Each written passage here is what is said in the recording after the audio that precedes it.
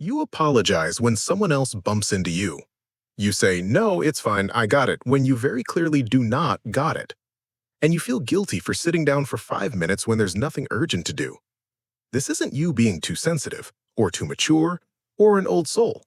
There's a name for why you feel 50 at 23.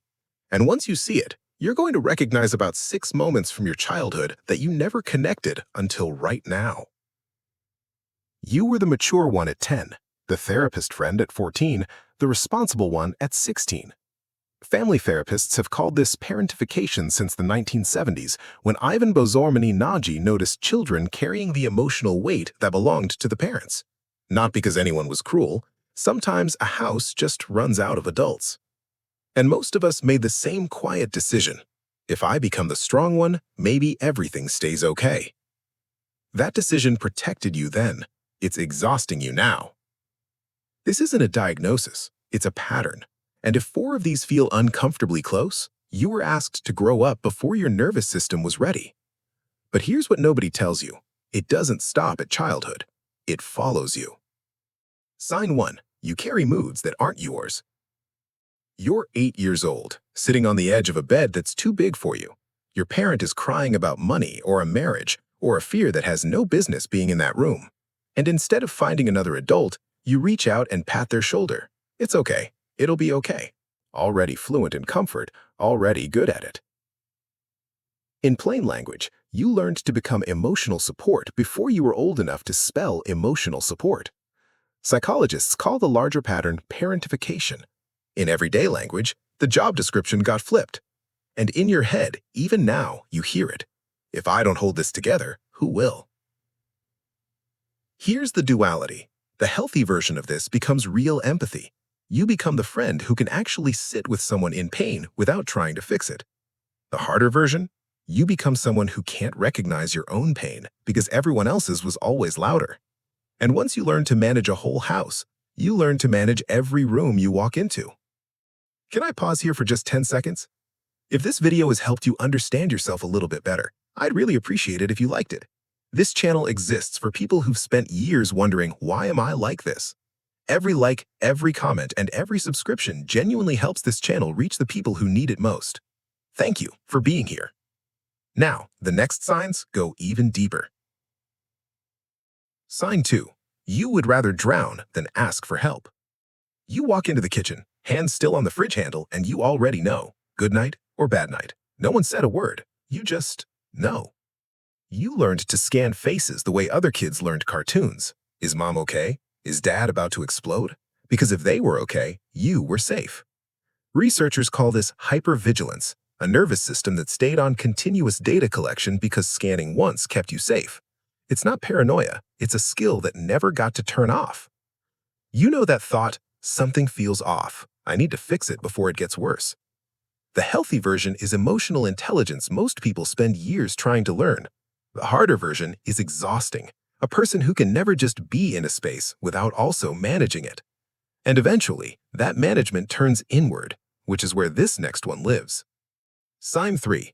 Everyone comes to you, but you go nowhere. Someone at the store offers to help you carry your groceries. Someone offers to split the bill, take something off your plate, and before you even think, you hear yourself, "No, I've got it." Even when you don't. And let's be honest, asking feels almost physically wrong, doesn't it? Like that tight feeling in your chest? This is often called hyper-independence. And here's the thing, it usually isn't pride. It's a nervous system that learned early that needing someone was unreliable at best, so it built a version of you that needs no one, because that version never gets left waiting. If I need something, I might not get it, so I just won't need it. Healthy version, you are genuinely capable. People trust you to handle things. Harder version, a quiet, chronic loneliness. Because the same wall that protects you from disappointment also keeps out the people who would have shown up. But there's something even deeper going on here. It doesn't just change how you ask for help, it changes how you rest. Sign 4. You're nostalgic for a childhood you don't remember.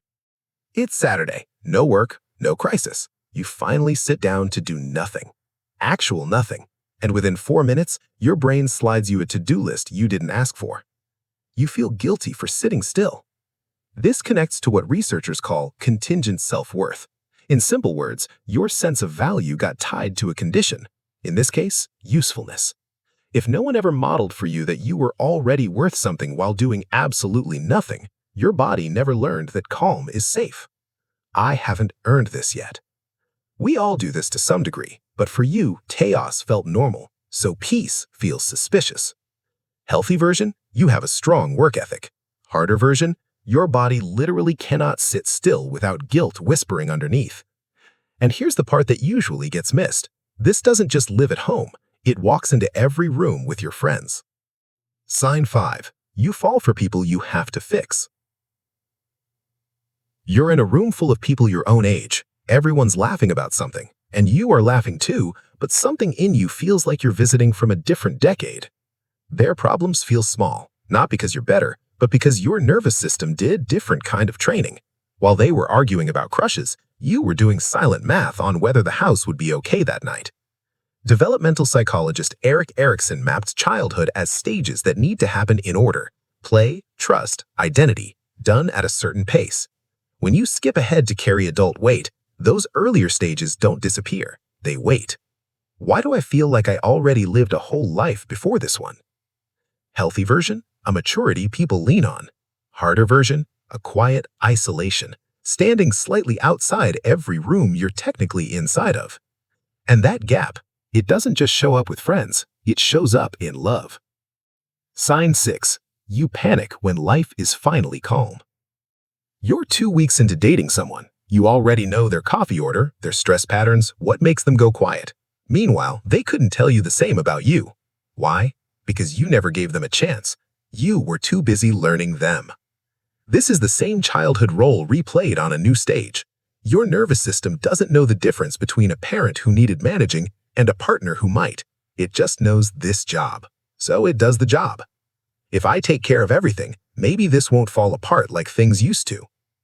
Healthy version, you are genuinely attentive, generous partner. Harder version, someone who forgot they're also allowed to be taken care of. And underneath all of these 6, there's one quiet thing rarely said out loud. This is the deepest one. Sign 7. You think you have to earn love by being useful. You're watching a kid laugh at nothing, completely unguarded, completely free, and something tightens in your chest that you can't fully explain. That's not jealousy. That's mourning. You're grieving a version of yourself that had to skip the part where you got to be small, get things wrong, and have someone else hold it. You don't need the specific memory for the grief to be real. The body remembers what the mind blared out to survive. Have you ever felt that tightness and thought, why am I even emotional about this? That's why. Listen to me. You were not broken by growing up too fast. You were shaped by it, into someone remarkably capable, remarkably perceptive, remarkably able to hold a room together when it counts. That is rare. But capability was never supposed to replace being cared for. So maybe your work now isn't to stay the parent forever. Maybe it's to finally reparent the child who never got to put the backpack down. To tell it, in the voice you wished you'd heard, you do not have to earn rest. You do not have to fix everyone to be loved. You are allowed to need people.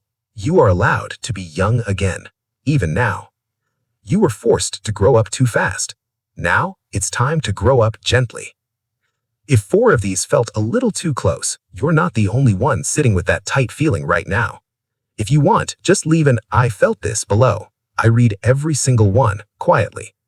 This is just us understanding ourselves, not a diagnosis, so please be extra gentle with yourself after this, okay? And if you want a little corner where you don't have to be the strong one for once, I'd love to have you here. Like and subscribe.